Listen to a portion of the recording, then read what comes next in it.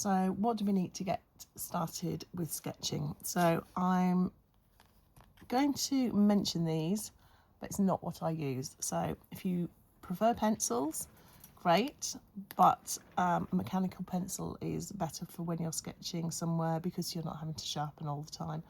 So a mechanical pencil for me is it's a bit of a must. However, I prefer not to use a pencil. A pencil makes me too bothered about what I've done. I'm tempted to rub lines out and it's not as free. So I will either use just an ordinary biro in black, or for preference I'll use, this is a Pigma Micron, so it's a fine liner with a narrow, they come in different nib widths.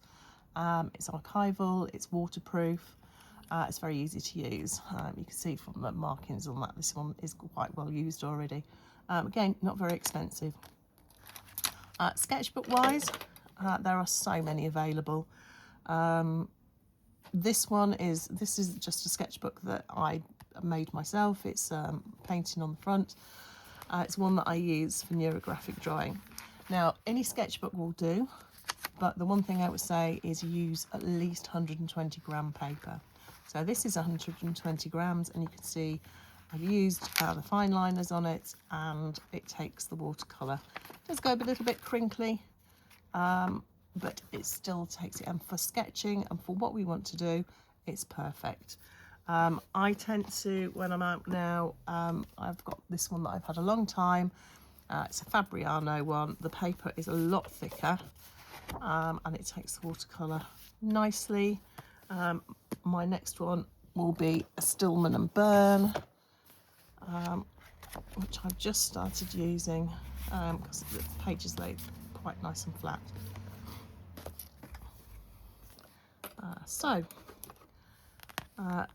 Mechanical pencil, black fine liner, and then I would suggest having some watercolour paints, just to put a wash over different aspects of your painting, to give it a little bit more depth. So let me find one in here that I would have done. So this painting here, it's sketched out. You can see the black fine liner, and then just adding a thin wash of colour makes it so different. Same with this one.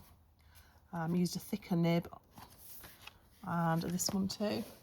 So again, sketched it out in the black fine liner, just used washes of colour over, so no great detail. These paints are ones that I have had a long time from Amazon. I think they cost about £12, and quite intense colours. The lid on it serves as a little mixing palette, and they close up together neatly to transport. I do tend to use my Winsor & Newton ones though, as well as some gouache. These are a bit well used now. I do like those, but those are quite expensive. Another thing you might like to do is to actually just get some tubes of paint and decant them into a little palette like this one. This is one that came from Sue Melville when we ran the sketching workshop together. It's been very well used.